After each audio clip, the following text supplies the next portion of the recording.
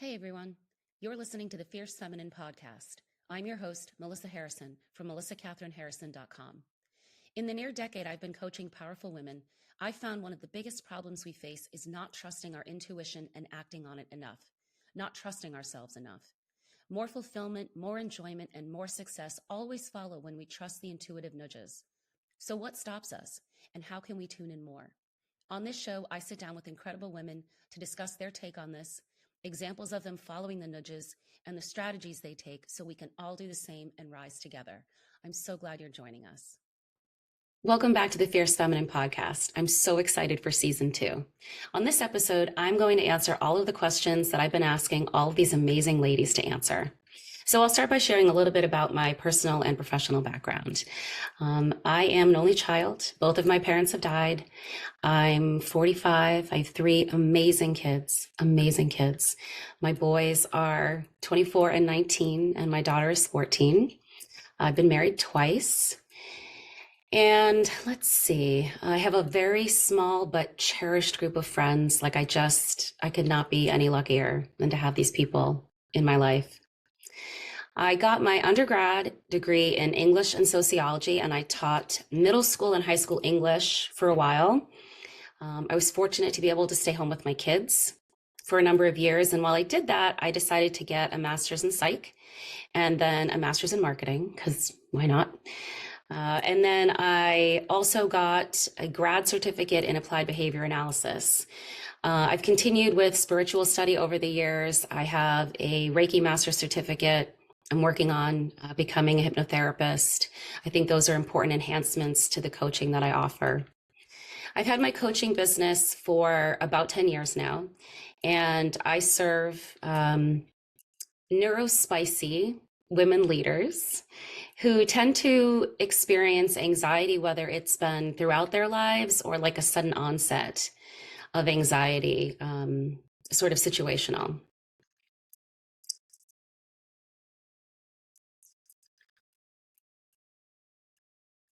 I love what I do. I feel honored every day to be able to support these women and to help them contribute to the world in ways that they're meant to. And one of the things that I found over the years in working with these women is that they're just so brilliant, and the passion that they live with and what they offer to the world is just profound. And yet they weren't trusting themselves. Every time they would come to me for support, it would be some version of, Melissa, my intuition told me not to do the thing, but I did the thing anyway. And now I'm in this crisis moment. And that was one of the reasons why I wanted to start this podcast, was because I think it's so important for women to know that they're not alone, that questioning themselves is par for the course being a woman, but also how to get out of that cycle and really be true to themselves and trust themselves.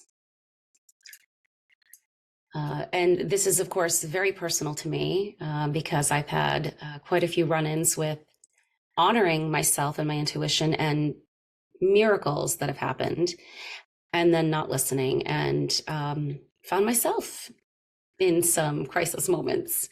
So I'll start with sharing some stories of intuition for me. So the first that came to mind when I was thinking about this had to do with my dad. So my dad died unexpectedly in 1999. I was pregnant with my oldest son. And I had some coursework to finish. And I'd been putting it off. And I decided that morning, of course, we didn't know that he had died. He was living, I wasn't living with him. And I just decided randomly to do that coursework that morning. It made absolutely no sense. And when I first woke up, I was like, I'm going to go visit Dad. I'm going to go surprise him. We're going to have lunch. It'll be great. And then I had that, do the coursework. It made no sense, but I followed it. And then, I don't know, after a few hours, I decided to head down to see my dad. And when I got to his house, this was like 1999, right? So not everyone had cell phones. There was really you just kind of showed up. Sounds like it was like the Dark Ages. So when I got to his house, it was like 4 in the afternoon, and it was in February, so you would expect lights to be on, but everything was dark. And I thought that was kind of odd, but I was just like, oh, all right, I'll just go in.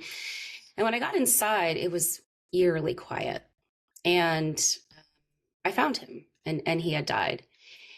Now, they did do an autopsy because he was only 48. And it turns out that their estimate of when he had died was right at the time when I had initially had the thought, go see dad. I had so much guilt about losing him and thinking somehow I should have been able to help or do something, and he had died of a heart attack. Like there was nothing, it was massive and instant, like there was nothing anybody could do. But your mind likes to do funny things when you're experiencing grief. I really feel like that intuitive nudge to work on the coursework probably saved my sanity, because I have a feeling that if I had gone when I had the initial impulse to go have lunch with him or like go visit, I probably would have found him in the middle of the heart attack. And like there's nothing anyone could have done. So I think intuition guides us in every instance of our lives, and being open to it and trusting it and following it. And I didn't know that's what I was doing then. But it's not only about the miracles that happen in terms of like expanding your life. I think it's also about the times when we're protected. Another example, when I didn't listen, are the 2 times I've been married. Now, my ex-husbands are good men, great dads. What I experienced when I met both of them was a little in my stomach. That's my no. And I was not well versed in trusting myself at all. And I just went with it. And both times, both marriages were very difficult for me. And I experienced a lot of what I would like to call feeling suffocated. And again, this is not commentary on who they are as people. There's a coherence or interference that happens, right, in relationships. And I think it was just more that my body knew, my mind didn't want to listen, that those situations would be more interference than coherence. And what I've since realized, though, is that intuition is moment to moment.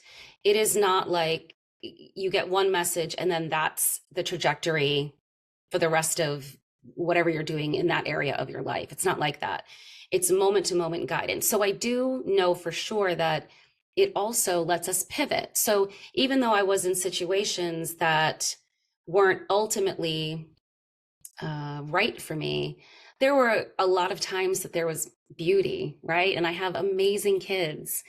And your intuition will help you pivot and reroute. Let's see. Another example of me following my intuition, following it, listening, is when I bought my pretty house. I call it my pretty house. I just love this house. Oh, she called to me. So I was renting a townhouse at the time. This was after my second divorce, and I had promised my kids that I would buy us a house. When I first left the second marriage, we were living in a 2-bedroom apartment, me and 3 kids. Like it was a rebuild. And back then I promised them, I will buy you guys a house. And so we'd moved out of there. I was renting a townhouse, and I just had this hit, like, I'm going to buy a house this year. And it made no sense. I didn't have a down payment. None of it made any rational sense, but I just had this knowing. And so a few months later, I got my pre-approval letter and started house hunting. And I was keeping it from the younger 2 kids. I wanted my oldest input, but I wanted it to be a surprise for the littler ones. And I had put an offer in on a house, and then I had taken a vacation. Some friends and I were celebrating our 40th birthdays. And I remember being in the hotel room and feeling this, pull the offer. Now, I knew better, right, at this point, to listen. So I texted the realtor and she was like, Melissa, the house is perfect for you. Like, what are you doing? And I said, I don't know what to tell you. My intuition said I have to yank the offer. So that's what we got to do. So we did. And 2 days later, this house came on the market and I saw it like it must have been maybe an hour after it was listed. And I was just like, that's my house. And the woman that I bought the house from was just an angel. She wrote us this beautiful letter about how she hoped me and the kids, I'm going to get emotional, would just have a beautiful life here. And it was so affirming for me after years of not trusting myself, finally honoring when my gut said no and not letting fear take over, because there were definitely some circumstances surrounding like the deposit and other money stuff that came into play about when I would actually need to buy a house. And so yanking the offer really didn't make any rational sense, but I just knew. And this home has been phenomenal, just phenomenal. There have been so many other examples of intuitive nudges in business and career and relationships. But those are the main three. And I know, I talk a lot with other women about where in our bodies we feel intuition. And there seems to be a pretty common thread, like it's different for everyone, right? We're all unique. And the most important thing is to be in tune with who you are and how your body talks to you. I found that a lot of women tend to have, when intuition is a yes, it's like this expansive opening of your heart area or heart chakra. And when it's a no, it's like a closing of the sacral. Like your womb area is like, nope, this doesn't want to be birthed. And that's my experience. When it's a no, I get this little click, like right in my womb. It's just like, no, like contractive, like don't go that way. And I was recently talking to another guest and she was saying how long it took her to actually be able to tune in. And I think that's such an important conversation, because even though intuition is always there, it's always available to you. There are layers of conditioning, of trauma, of just experiences that we feel are negative, that aren't maybe to the level of traumatic, that can just bury or deaden the intuitive impulses. And so it takes a lot of courage, and tuning into, as best you can in the moment, what your body and mind and soul need. And that might be meditation, that might be yoga, that might be strength training or running. Definitely hiring a mentor or a coach or going to therapy, mix of both. Meditation is just so important. And when I say meditation, I don't mean the stereotypical sitting on the ground with your legs crossed and your, fingers out. I mean, it can be that for you, but it's really about being mindful. You can go on mindful walks. It's about staying in the present moment. Our minds love to navigate the past and the future. Like they want to create stories. That's their jam. What I found is that coming back to center and being in the present moment, and a lot of that has to do with being comfortable in your body. And I think if you've experienced trauma, or you are an overthinker, like whatever has made you, maybe you have some nervous system stuff going on, and all of it's fine. Like it's not, I mean, not that I want anyone to experience trauma. What I mean is it's fine in the sense that it's not going to inhibit you from being able to get in touch with who you are and trusting yourself. There just might be some different tools that you need to use to get there. Use them, find them. They're there for you. It's so important to be in tune with your body. Your body knows way before and better than your mind does, for sure. The mind needs to be the servant. Some of the barriers that I think we as women face, every time I ask anyone else that, they have that same reaction, like, But it's so true. I think we've been conditioned to please, conditioned to feel that we are somehow wrong or not as wise or not as smart. Like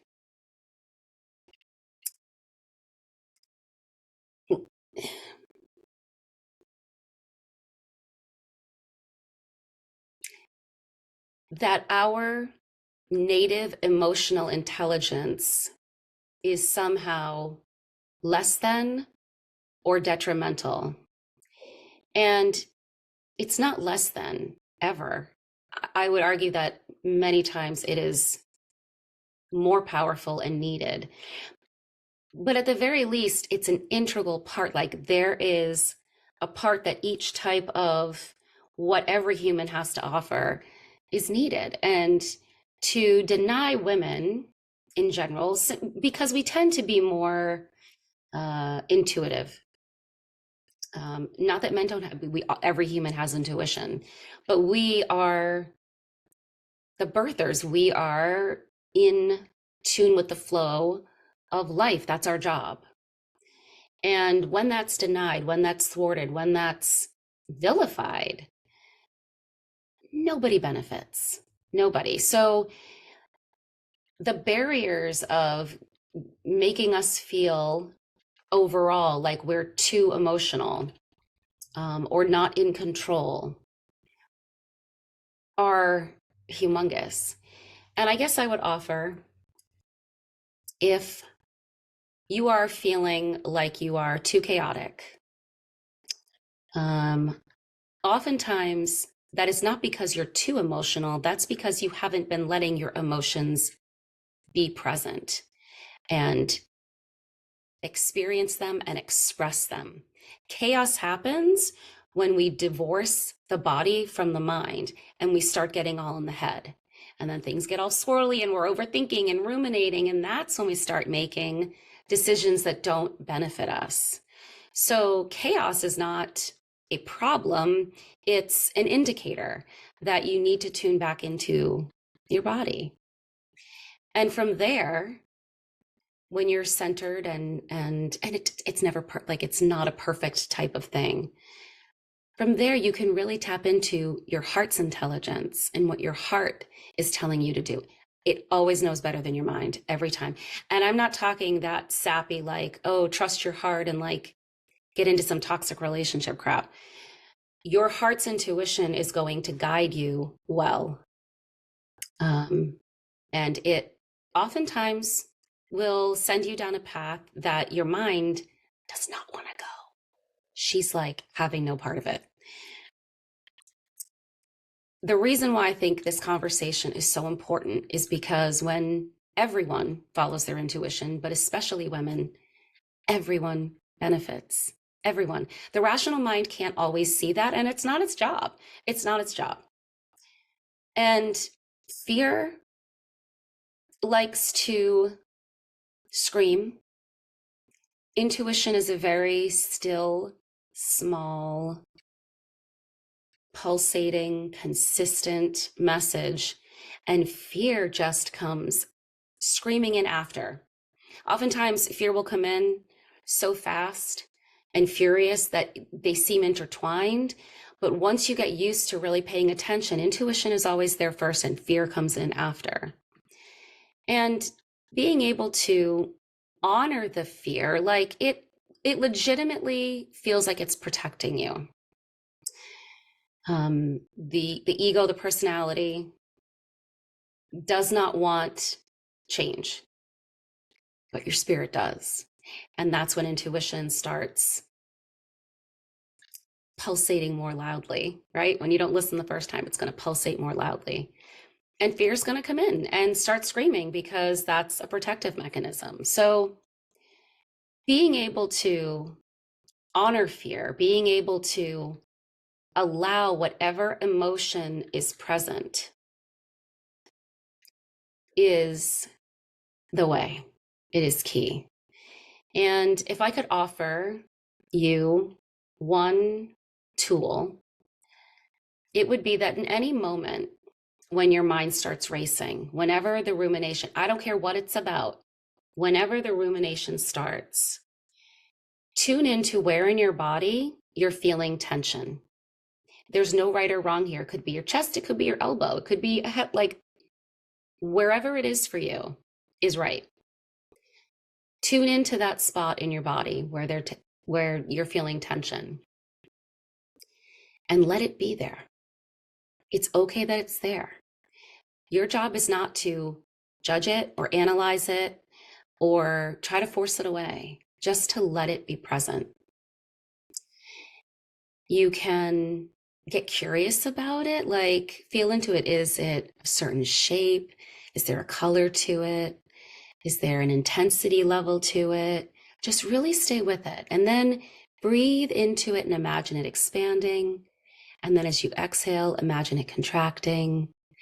And just gently keep that going, letting your awareness rest there. Your mind is going to try to pull you back into the story, into the judgment, into making it be about whatever the apparent circumstance was that made you feel the tension. And that's okay. Like that's the mind's job. But you get to choose to come back to awareness of that spot of tension. And you'll find as you let it be there and don't try to push it away, it's going to go away on its own. And then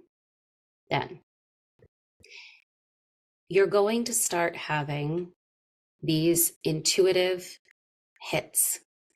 It could be about something that you were thinking about relative to the situation that caused the tension. It could be the answer to something that you had a question on 2 weeks ago. But you will find every time you give yourself the gift of coming back to that center, miracles will start happening. It's pretty amazing.